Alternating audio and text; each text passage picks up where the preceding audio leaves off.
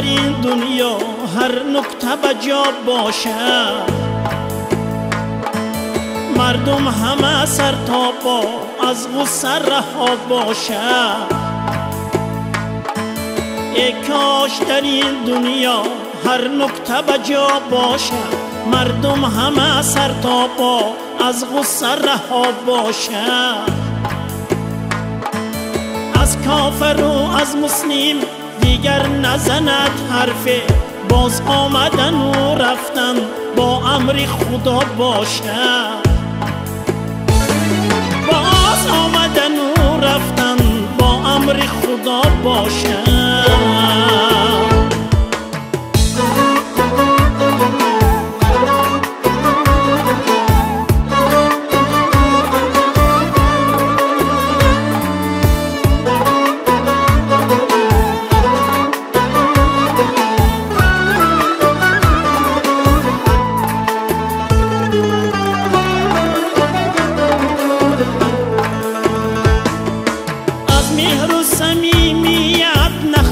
ثمر رویم درد و علمی ما را هر لحظه دوا باشد. عقل و خرد از زندان آزاد شود آسان، بابای 90 ساله دستان به دعا باشد.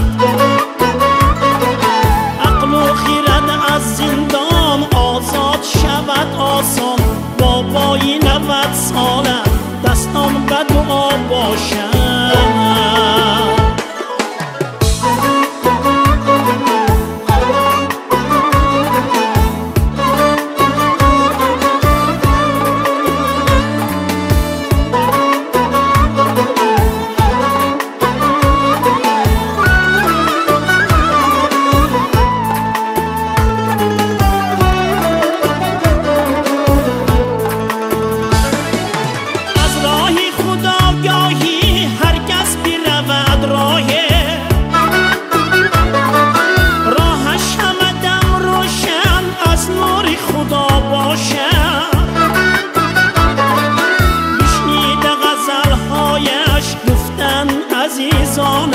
در مجلس و محفل ها ناری نسا باشد. عقل و خرد از زندان آزاد شود آسان، بابای 90 ساله دستان به دعا باشد.